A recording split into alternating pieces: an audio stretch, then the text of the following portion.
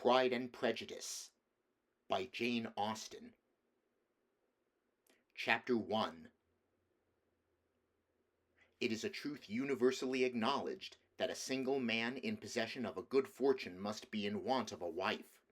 However little known the feelings or views of such a man may be on this first entering in a neighborhood, this truth is so well fixed in the minds of the surrounding families that he is considered as the rightful property of some one or other of their daughters.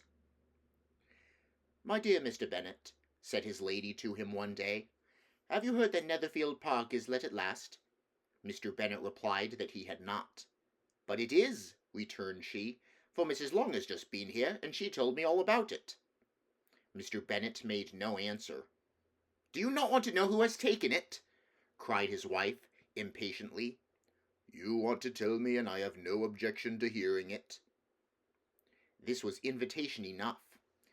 "Why, my dear fellow, you must know Mrs. Long says that Netherfield is taken by a young man of large fortune from the north of England, that he came down on Monday in a chaise and four to see the place, and was so much delighted with it that he agreed with Mr. Morris immediately, that he is to take possession before Michaelmas, and some of his servants are to be in the house by the end of next week."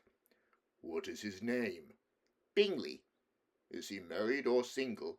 "Oh, single, my dear, to be sure, a single man of large fortune, 4,000 or 5,000 a year. What a fine thing for our girls!" "How so? How can it affect them?" "My dear Mr. Bennet," replied his wife, "how can you be so tiresome? You must know that I am thinking of his marrying one of them." "Is that his design in settling here?" "Design? Nonsense! How can you talk so? But it is very likely that he may fall in love with one of them, and therefore you must visit him as soon as he comes." "I see no occasion for that. You and the girls may go, or you may send them by themselves, which perhaps will still be better. For as you are as handsome as any of them, Mr. Bingley might like you the best of the party."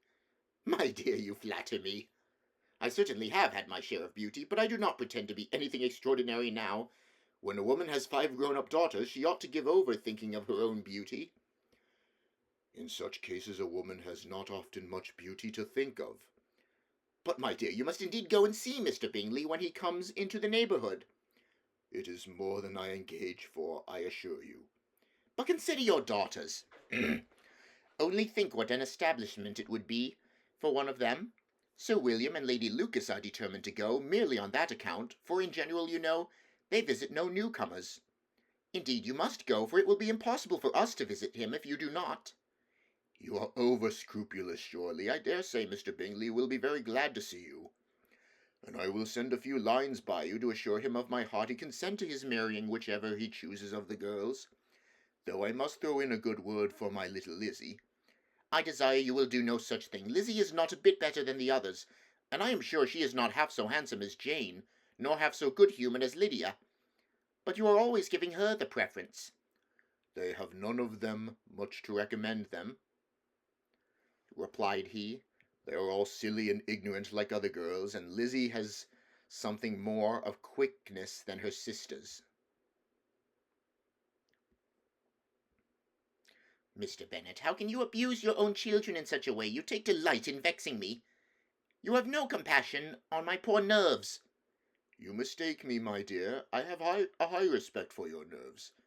They are my old friends. I have heard you mention them with consideration these 20 years at least." "Ah, you do not know what I suffer." "But I hope you will get over it, and live to see many young men of 4,000 a year come into the neighborhood." "It will be no use to us, if 20 such should come, since you will not visit them." "Depend upon it, my dear, that when there are 20, I will visit them all." Mr. Bennet was so odd a mixture of quick parts, sarcastic humour, reserve, and caprice, that the experience of 23 years had been insufficient to make his wife understand his character. Her mind was less difficult to develop. She was a woman of mean understanding, little information, and uncertain temper. When she was discontented, she fancied herself nervous. The business of her life was to get her daughters married. Its solace was visiting and news.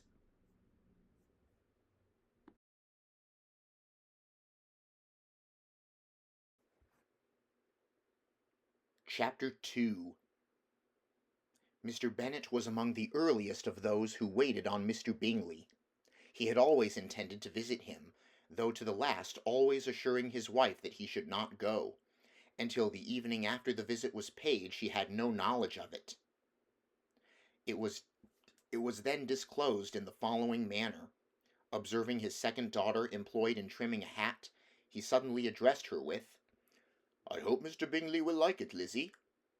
"We are not in a way to know what Mr. Bingley likes," said her mother, resentfully, "since we are not to visit." "But you forget, mamma," said Elizabeth, "that we shall meet him at the assemblies, and that Mrs. Long has promised to introduce him." "I do not believe Mrs. Long will do any such thing. She has 2 nieces of her own. She is a selfish, hypocritical woman, and I have no opinion of her." "No more have I," said Mr. Bennet. "and I am glad to find that you do not depend on her serving you." Mrs. Bennet deigned not to make any reply, but, unable to contain herself, began scolding one of her daughters. Don't keep coughing so, Kitty, for heaven's sake. Have a little compassion on my nerves. You tear them to pieces." "Kitty has no discretion in her coughs," said her father. She times them ill." "I do not cough for my own amusement," replied Kitty, fretfully. "When is your next ball to be, Lizzie?" "Tomorrow fortnight." "Ay, so it is," cried her mother, "and Mrs. Long does not come back till the day before, so it will be impossible for her to introduce him, for she will not know him herself." "Then, my dear, you may have the advantage of your friend, and introduce Mr. Bingley to her." "Impossible, Mr. Bennet, impossible. When I am not acquainted with him myself, how can you be so teasing?" "I honour your circumspection. A fortnight's acquaintance is certainly very little.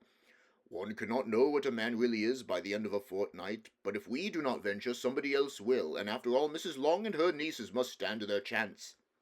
And therefore, she will think it an act of kindness. If you decline the office, I will take on it myself." The girls stared at their father. Mrs. Bennet said only, "Nonsense, nonsense." "What can be the meaning of that emphatic explanation?" cried he. "Do you consider the forms of introduction and the stress that is laid on them as nonsense? I cannot quite agree with you there. What say you, Mary? For you are a young lady of deep reflection, I know, and read great books and make extracts." Mary wished to say something very sensible, but knew not how. "While Mary is adjusting her ideas," he continued, "let us return to Mr. Bingley." "I am sick of Mr. Bingley," cried his wife.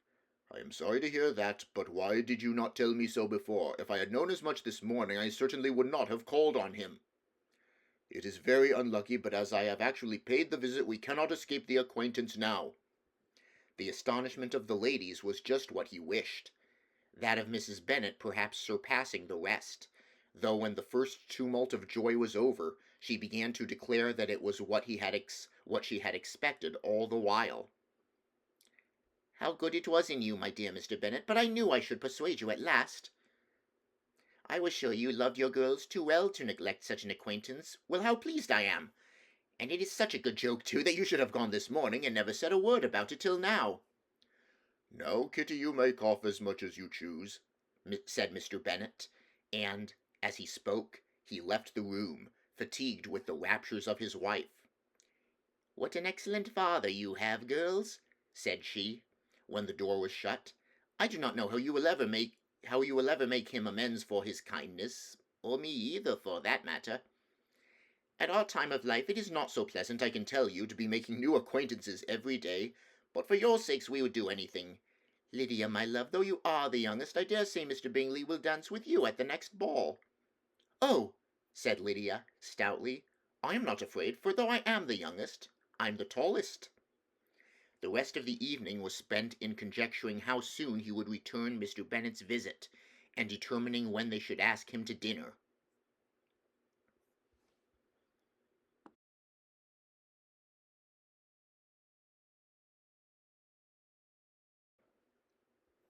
Chapter 3. Not all that Mrs. Bennet, however, with the assistance of her 5 daughters, could ask on the subject, was sufficient to draw from her husband any satisfactory description of Mr. Bingley. They attacked him in various ways, with bare-faced questions, ingenious suppositions, and distant surmises, but he eluded the skill of them all, and they were at last obliged to accept the second-hand intelligence of their neighbour, Lady Lucas. Her report was highly favourable. Sir William had been delighted with him. He was quite young, wonderfully handsome, extremely agreeable, and, to crown the whole, he meant to be at the next assembly with a large party. Nothing could be more delightful. To be fond of dancing was a certain step towards falling in love, and very lively hopes of Mr. Bingley's heart were entertained. "If I can but see one of my daughters happily settled at Netherfield," said Mrs. Bennet to her husband, "and all the others equally well married, I shall have nothing to wish for." In a few days Mr. Bingley returned Mr. Bennet's visit, and sat about 10 minutes with him in his library. He had entertained hopes of being admitted to a sight of the young ladies, of whose beauty he had heard much, but he saw only the father. The ladies were somewhat more fortunate, for they had the advantage of ascertaining, from an upper window, that he wore a blue coat and rode a black horse. An invitation to dinner was soon afterwards dispatched, and already had Mrs. Bennet planned the courses that were to do credit to her housekeeping, when an answer arrived which deferred it all. Mr. Bingley was obliged to be in town the following day, and consequently unable to accept the honour of their invitation, etc. Mrs. Bennet was quite disconcerted. She could not imagine what business he could have in town so soon after his arrival in Hertfordshire, and she began to fear that he might always be flying about from one place to another, and never settled at Netherfield as he ought to be. Lady Lucas quieted her fears a little by starting the idea of his being gone to London only to get a large party for the ball, and a report soon followed that Mr. Bingley was to bring 12 ladies and 7 gentlemen with him to the assembly. The girls grieved over such a number of ladies, but were comforted the day before the ball by hearing that, instead of 12, he had brought only 6 with him from London, his 5 sisters and a cousin. And when the party entered the assembly room, it consisted of only 5 altogether: Mr. Bingley, his 2 sisters, the husband of the eldest, and another young man. Mr. Bingley was good-looking and gentlemanlike. He had a pleasant countenance, and easy, unaffected manners.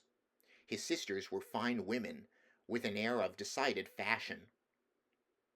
His brother-in-law, Mr. Hurst, with an air of decided fashion.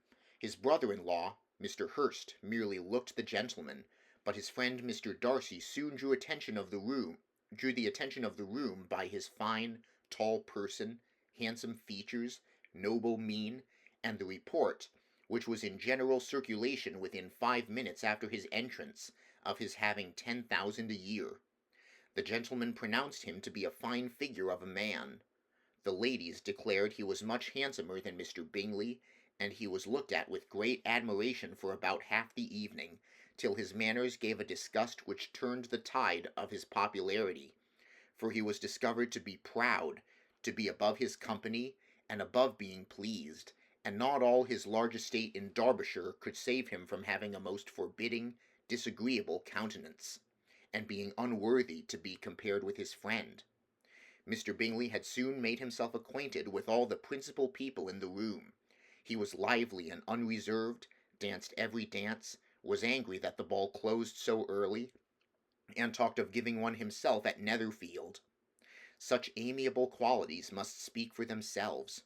What a contrast between him and his friend! Mr. Darcy danced only once with Mrs. Hurst and once with Miss Bingley, declined being introduced to any other lady, and spent the rest of the evening in walking about the room, speaking occasionally to one of his own party. His character was decided. He was the proudest, most disagreeable man in the world, and everybody hoped that he would never come there again. Amongst the most violent against him was Mrs. Bennet, whose dislike of his general behaviour was sharpened into particular resentment by his having slighted one of her daughters. Elizabeth Bennet had been obliged, by the scarcity of gentlemen, to sit down for 2 dances, and during part of that time Mr. Darcy had been standing near enough for her to overhear a conversation between him and Mr. Bingley, who came from the dance for a few minutes to press his friend to join it. "Come, Darcy," said he, "I must have you dance. I hate to see you standing about by yourself in this stupid manner. You had much better dance." "I certainly shall not. You know how I detest it unless I am particularly acquainted with my partner. At such an assembly as this it would be insupportable. Your sisters are engaged, and there is not another woman in the room whom it would not be a punishment to me to stand up with." "I would not be so fastidious as you are," cried Bingley, "for a kingdom. Upon my honour, I never met with so many pleasant girls in my life as I have this evening, and there are several of them, you see, uncommonly pretty." "You are dancing with the only handsome girl in the room," said Mr. Darcy, looking at the eldest Miss Bennet. "Oh, she is the most beautiful creature I ever beheld, but there is one of her sisters sitting down just behind you, who is very pretty, and I dare say very agreeable. Do let me ask my partner to introduce you." "What do you mean?" And turning round, he looked for a moment at Elizabeth, till, catching her eye, he withdrew his own, and coldly said, "She is tolerable, but not handsome enough to tempt me. I am in no humour at present to give consequence to young ladies who are slighted by other men. You had better return to your partner and enjoy her smiles, for you are wasting your time with me." Mr. Bingley followed his advice. Mr. Darcy walked off, and Elizabeth remained with no very cordial feelings towards him. She told the story, however, with great spirit among her friends, for she had a lively, playful disposition, which delighted in anything ridiculous. The evening altogether passed off pleasantly to the whole family. Mrs. Bennet had seen her eldest daughter much admired by the Netherfield party. Mr. Bingley had danced with her twice, and she had been distinguished by his sisters. Jane was as much gratified by this as her mother could be, though in a quieter way. Elizabeth felt Jane's pleasure. Mary had heard herself mentioned to Miss Bingley as the most accomplished girl in the neighbourhood, and Catherine and Lydia had been fortunate enough to be never without partners, which was all that they had yet learnt to care for at a ball. They returned, therefore, in good spirits to Longbourn, the village where they lived, and of which they were the principal inhabitants. They found Mr. Bennet still up. With a book, he was regardless of time, and on the present occasion he had a good deal of curiosity as to the event of an evening which had raised such splendid expectations. He had rather hoped that all his wife's views on the stranger would be disappointed, but he soon found that he had a very different story to hear. "Oh, my dear Mr. Bennet," as she entered the room, "we have had a most delightful evening, a most excellent ball. I wish you had been there. Jane was so admired, nothing could be like it. Everybody said how well she looked, and Mr. Bingley thought her quite beautiful, and danced with her twice. Only think of that, my dear. He actually danced with her twice, and she was the only creature in the room that he asked a second time. First of all he asked Miss Lucas. I was so vexed to see him stand up with her, but, however, he did not admire her at all. Indeed, nobody can, you know, and he seemed quite struck with Jane as she was going down the dance. So he inquired who she was, and got introduced and asked her for the two next. Then the 2/3 he danced with Miss King, and the 2/4 with Maria Lucas, and the 2/5 with Jane again, and the 2/6 with Lizzie, and the Boulanger—" "If he had had any compassion for me," cried her husband impatiently, "he would not have danced half so much. For God's sake, say no more of his partners. Oh, that he had sprained his ankle in the first dance." "Oh, my dear," continued Mrs. Bennet, "I am quite delighted with him. He is so excessively handsome. And his sisters are charming women. I never in my life saw anything more elegant than their dresses. I dare say the lace upon Mrs. Hurst's gown—" Here she was interrupted again. Mr. Bennet protested against any description of finery. She was therefore obliged to seek another branch of the subject, and related, with much bitterness of spirit, and some exaggeration, the shocking rudeness of Mr. Darcy.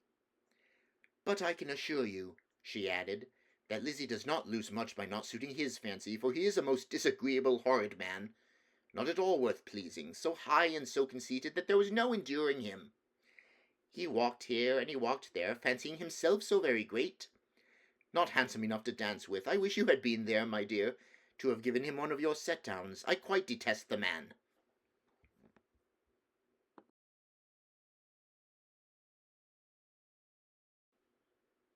Chapter 4. When Jane and Elizabeth were alone, the former, who had been cautious in her praise of Mr. Bingley before, expressed to her sister how very much she admired him. "He is just what a young man ought to be," said she. "Sensible, good-humoured, lively, and I never saw such happy manners, so much at ease, with such perfect good breeding." "He is also handsome," replied Elizabeth, "which a young man ought likewise to be if he possibly can. His character is thereby complete. I was very much flattered by his asking me to dance a second time. I did not expect such a compliment." "Did not you?" "I did for you. But that is one great difference between us. Compliments always take you by surprise, and me never. What could be more natural than his asking you again? He could not help seeing that you were about 5 times as pretty as every other woman in the room. No thanks to his gallantry for that. Well, he certainly is very agreeable, and I give you leave to like him. You may have liked many a stupider person. Dear Lizzie, oh, you are a great deal too apt, you know, to like people in general. You never see a fault in anybody. All the world are good and agreeable in your eyes. I never heard you speak ill of a human being in my life." "I would not wish to be hasty in censuring anyone, but I always speak what I think." "I know you do, and it is that which makes me wonder, with your good sense, to be so honestly blind to the follies and nonsense of others. Affectation of candour is common enough, one meets with it everywhere, but to be candid without ostentation or design, to take the good of everybody's character and make it still better, to say nothing of the bad, belongs to you alone. And so you like this man's sisters, do you? Their manners are not equal to his." "Certainly not, at first, but they are very pleasing women when you converse with them. Miss Bingley is to live with her brother, and keep his house, and I am much mistaken if we shall not find a very charming neighbour in her." Elizabeth listened in silence, but was not convinced. Their behaviour at the assembly had not been calculated to please in general, and with more quickness of observation and less pliancy of temper than her sister, and with a judgment, too, unassailed by any attention to herself, she was very little disposed to approve them. They were, in fact, very fine ladies, not deficient in good humour when they were pleased, nor in the power of being agreeable where they chose it, but proud and conceited.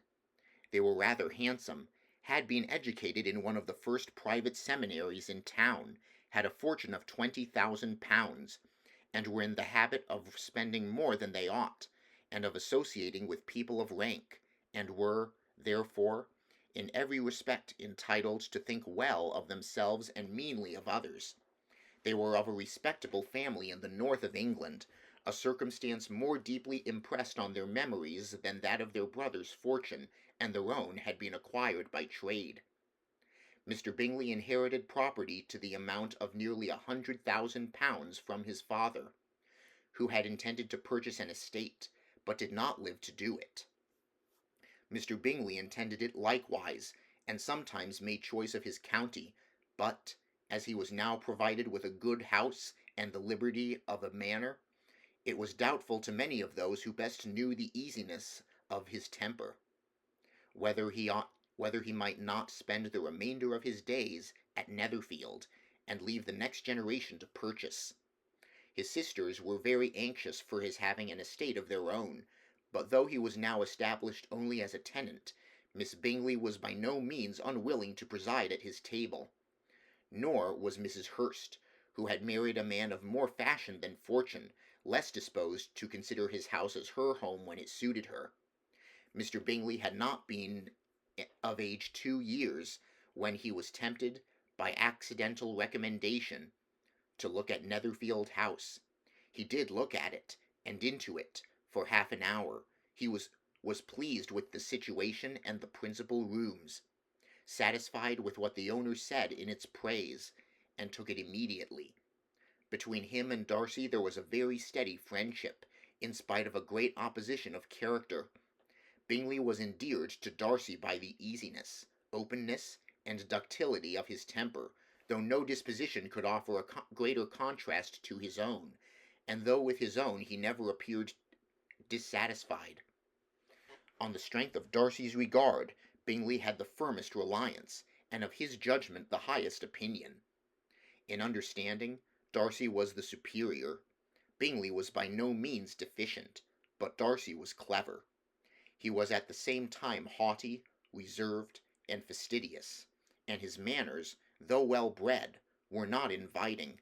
In that respect his friend had greatly the advantage. Bingley was sure of being liked wherever he appeared. Darcy was continually giving offence. The manner in which they spoke of the Meryton assembly was sufficiently characteristic. Bingley had never met with pleasanter people or prettier girls in his life.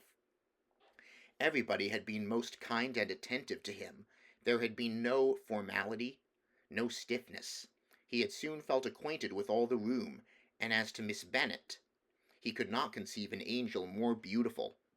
Darcy, on the contrary, had seen a collection of people in whom there was little beauty and no fashion, for none of whom he had felt the smallest interest, and from none received either attention or pleasure. Miss Bennet he acknowledged to be pretty, but she smiled too much. Mrs. Hurst and her sister allowed it to be so, but still they admired her and liked her, and pronounced her to be a sweet girl, and one whom they should not object to know more of.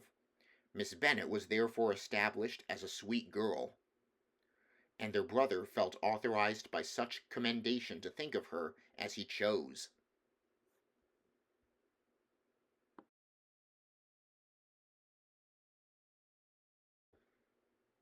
Chapter 5.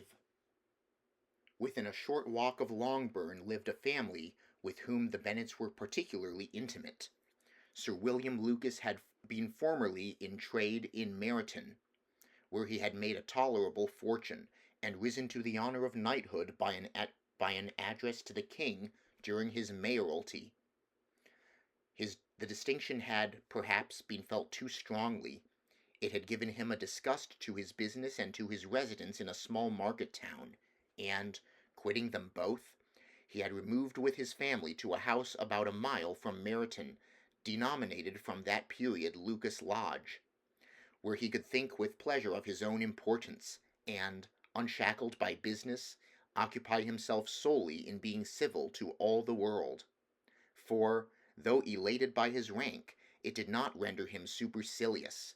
On the contrary, he was all attention to everybody. By nature inoffensive, friendly, and obliging, his presentation at St. James's had made him courteous. Lady Lucas was a very good kind of woman, not too clever to be a valuable neighbour to Mrs. Bennet. They had several children. The eldest of them, a sensible, intelligent young woman, about 27, was Elizabeth's intimate friend. That the Miss Lucases and the Miss Bennets should meet to talk over a ball was absolutely necessary, and the morning after the assembly brought the former to Longbourn to hear and to communicate. "You began the evening well, Charlotte," said Mrs. Bennet, with civil self-command, to Miss Lucas. "You were Mr. Bingley's first choice." "Yes, but he seemed to like his second better." "Oh, you mean Jane, I suppose, but he danced with her twice. To be sure, that did seem as if he admired her. Indeed, I rather believe he did. I heard something about it, but I hardly know what. Something about Mr. Robinson." "Perhaps you mean what I overheard between him and Mr. Robinson? Did not I mention it to you? Mr. Robinson's asking him how he liked our Meryton assemblies, and whether he did not think there were a great many pretty women in the room, and which he thought the prettiest. And is answering immediately to the last question, oh, the eldest Miss Bennet, beyond a doubt. There cannot be two opinions on that point." "Upon my word! Well, that was very dedicated indeed. That does seem as if... But however, it may all come to nothing, you know." "My overhearings were more to the purpose than yours, Eliza," said Charlotte. "Mr. Darcy is not so well worth listening to as his friend, is he? Poor Eliza! To be only just tolerable. I beg you will not put it into Lizzie's head to be vexed by his ill treatment, for he is such a disagreeable man that it would be quite a misfortune to be liked by him. Mrs. Long told me last night that he sat close to her for half an hour without once opening his lips." Are you quite sure, ma'am? Is not there a little mistake? Said Jane. I certainly saw Mr. Darcy speaking to her. Ay, because she asked him at last how he liked Netherfield, and he could not help answering her, but she said he seemed very angry at being spoke to. Miss Bingley told me, said Jane, that he never speaks much unless among his intimate acquaintance. With them he is remarkably agreeable. I do not believe a word of it, my dear. If he had been so very agreeable, he would have talked to Mrs. Long. But I can guess how it was. Everybody says that he is eat up with pride, and I dare say he had heard somehow that Mrs. Long does not keep a carriage, and had to come to the ball in a hack chaise. I do not mind his not talking to Mrs. Long, said Miss Lucas, but I wish he had danced with Eliza. Another time, Lizzie, said her mother. I would not dance with him if I were you. I believe, ma'am, I may safely promise you never to dance with him. His pride, said Miss Lucas, does not offend me so much as pride often does, but there is an excuse for it. One cannot wonder that so very fine a young man, with family, fortune, everything in his favour, should think highly of himself. If I may so express it, he has a right to be proud. That is very true, replied Elizabeth, and I could easily forgive his pride if he had not mortified mine. Pride, observed Mary, who piqued herself upon the solidity of her reflections, is a very common failing, I believe. By all that I have ever read, I am convinced that it is very common indeed, that human nature is particularly prone to it, and that there are very few of us who do not cherish a feeling of self-complacency on the score of some quality or other, real or imaginary. Vanity and pride are different things, though the words are often used synonymously. A person may be proud without being vain. Pride relates more to our opinion of ourselves, vanity to what we would have others think of us.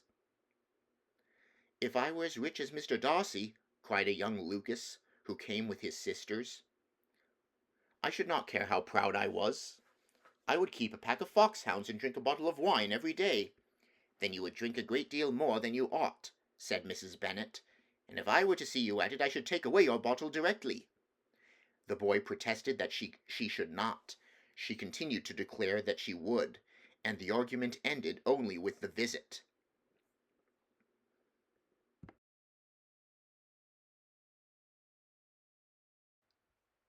Chapter 6. The ladies of Longbourn soon waited on those of Netherfield. The visit was returned in due form. Miss Bennet's pleasing manners grew on the goodwill of Mrs. Hurst and Miss Bingley, and though the mother was found to be intolerable, and the younger sisters not worth speaking to, a wish of being better acquainted with them was expressed towards the two eldest. By Jane this attention was received with the greatest pleasure, but Elizabeth still saw superciliousness in their treatment of everybody, hardly excepting even her sister, and could not like them, though their kindness to Jane, such as it was, had a value, as arising, in all probability, from the influence of her brother's admiration. It was generally evident, whenever they met, that he did admire her, and to her it was equally evident that Jane was yielding to the preference which she had begun to entertain for him from the first, and was in a way to be very much in love, but she considered with pleasure that it was not likely to be discovered by the world in general, since Jane united with great strength of feeling, a composure of temper, and a uniform cheerfulness of manner, which would guard her from the suspicions of the impertinent. She mentioned this to her friend, Miss Lucas. It may perhaps be pleasant, replied Charlotte, to be able to impose on the public in such a case, but it is sometimes a disadvantage to be so very guarded. If a woman conceals her affection with the same skill from the object of it, she may lose the opportunity of fixing him, and it will then be but poor consolation to believe the world equally in the dock. There is so much of gratitude or vanity in almost every attachment, that it is not safe to leave any to itself. We can all begin freely. A slight preference is natural enough, but there are very few of us who have heart enough to be really in love without encouragement. In 9 cases out of 10, a woman had better show more affection than she feels. Bingley likes your sister undoubtedly, but he may never do more than like her if she does not help him on. But she does help him on as much as her nature will allow. If I can perceive a regard for him, he must be a simpleton, indeed, not to discover it too. Remember, Eliza, that he does not know Jane's disposition as you do. But if a woman is partial to a man and does not endeavour to conceal it, he must find it out. Perhaps he must if he sees enough of her. But though Bingley and Jane meet tolerably often, it is never for many hours together, and as they always see each other in large mixed parties, it is impossible that every moment should be employed in conversing together. Jane should therefore make the most of every half hour in which she can command his attention. When she is secure of him, there will be leisure for falling in love as much as she chooses. Your plan is a good one, replied Elizabeth, where nothing is in question but the desire of being well married, and if I were determined to get a rich husband, or any husband, I dare say I should adopt it. But these are not Jane's feelings. She is not acting by design. As yet she cannot even be certain of the degree of her own regard, nor of its reasonableness. She has known him only a fortnight. She danced 4 dances with him at Meryton. She saw him one morning at his own house, and has since dined in company with him 4 times. This is not quite enough to make her understand his character. Not as you represent it. Had she merely dined with him, she might only have discovered whether he had a good appetite. But you must remember that 4 evenings have been also spent together. And 4 evenings may do a great deal. Yes, these 4 evenings have enabled them to ascertain that they both like Vinton better than Commerce, but with respect to any other leading characteristic, I do not imagine that much has been unfolded. Well, said Charlotte, I wish Jane success with all my heart, and if she were married to him tomorrow, I should think she had as good a chance of happiness as if she were to be studying his character for a 12-month. Happiness in marriage is entirely a matter of chance. If dispositions of the parties are ever so well known to each other, or ever so similar beforehand, it does not advance their felicity in the least. They always continue to grow sufficiently unlike afterwards to have their share of vexation, and it is better to know as little as possible of the defects of the person with whom you are to pass your life. You make me laugh, Charlotte, but it is not sound. You know it is not sound, and that you would never act in this way yourself. Occupied in observing Mr. Bingley's attention to her sister, Elizabeth was far from suspecting that she was herself becoming an object of interest in the eyes of his friend. Mr. Darcy had at first scarcely allowed her to be pretty. He had looked at her without admiration at the ball, and when they next met, he looked at her only to criticize. But no sooner had he made it clear to himself and his friends that she had hardly a good feature on her face, than he began to find it was rendered uncommonly intelligent by the beautiful expression of her dark eyes. To this discovery succeeded some others, equally mortifying. Though he had detected with a critical eye more than one failure of perfect symmetry in her form, he was forced to acknowledge her figure to be light and pleasing, and in spite of his asserting that her manners were not those of the fashionable world, he was caught by their easy playfulness. Of this she was perfectly unaware. To her he was the only man who made himself agreeable nowhere, and who had not thought her handsome enough to dance with. He began to wish to know more of her, and, as a step towards conversing with her himself, attended to her conversation with others. His doing so drew her notice. It was at Sir William Lucas's, where a large party were assembled. "What does Mr. Darcy mean," said she to Charlotte, "by listening to my conversation with Colonel Forster?" "That is a question which Mr. Darcy only can answer. But if he does it any more, I shall certainly let him know that I see what he is about. He has a very satirical eye, and if I do not begin by being impertinent myself, I shall soon go afraid of him." On his approaching them soon afterwards, though without seeming to have any intention of speaking, Miss Lucas defied her friend to mention such a subject to him, which immediately provoking Elizabeth to do it, she turned to him and said, "Did you not think, Mr. Darcy, that I expressed myself uncommonly well just now, when I was teasing Colonel Forster to give us a ball at Meryton?" "With great energy. But it is a subject which always makes a lady energetic." "You are severe on us." It will be her turn soon to be teased, said Miss Lucas. I am going to open the instrument, Eliza, and you know what follows. You are a very strange creature by way of a friend, always wanting me to play and sing before anybody and everybody. If my vanity had taken a musical turn, you would have been invaluable, but as it is, I would really rather not sit down before those who must be in the habit of hearing the very best performers. On Miss Lucas's persevering, however, she added, Very well, if it must be so, it must, and gravely glancing at Mr. Darcy, there is a very fine old saying which everybody here is of course familiar with, keep your breath to cool your porridge, and I shall keep mine to swell my song. Her performance was pleasing, though by no means capital. After a song or two, and before she could reply to the entreaties of several that she would sing again, she was eagerly succeeded at the instrument by her sister Mary, who, having, in consequence of being the only plain one in the family, worked hard for knowledge and accomplishments, was always impatient for display. Mary had neither genius nor taste, and though vanity had given her application, it had given her likewise a pedantic air and conceited manner, which would have injured a higher degree of excellence than she had reached.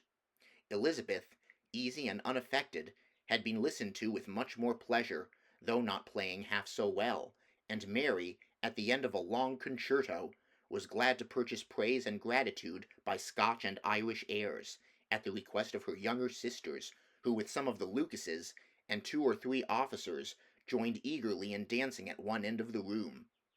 Mr. Darcy stood near them in silent indignation at such a mode of passing the evening, to the exclusion of all conversation, and was too much engrossed by his own thoughts to perceive that Sir William Lucas was his neighbour, till Sir William thus began, What a charming amusement for young people this is, Mr. Darcy. There is nothing like dancing after all. I consider it as one of the first refinements of polished societies.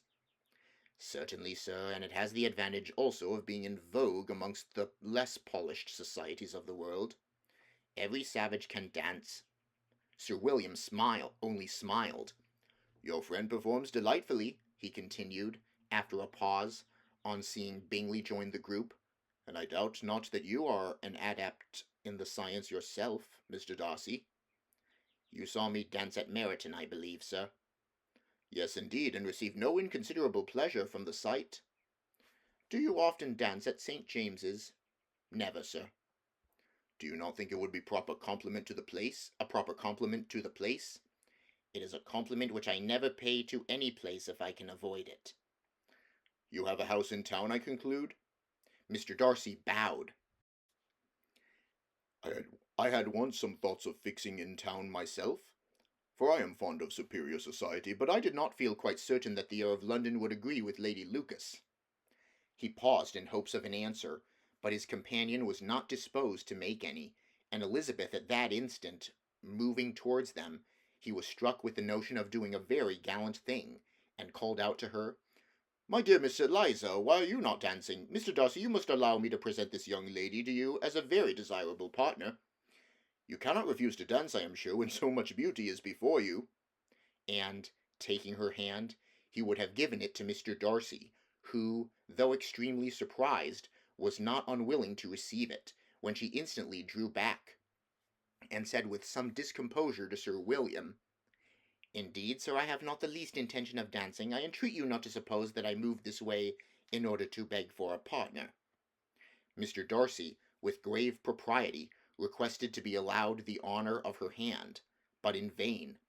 Elizabeth was determined, nor did Sir William at all shake her purpose by his attempt at persuasion. You excel so much in the dance, Miss Eliza, that it is cruel to deny me. You excel so much in dance, Miss Eliza, that it is cruel to deny me the happiness of seeing you.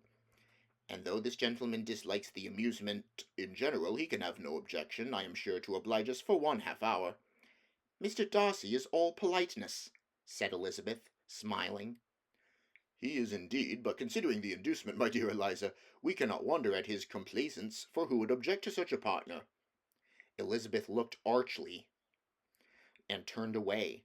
Her resistance had not injured her with the gentleman, and he was thinking of her with some complacency, when thus accosted by Miss Bingley.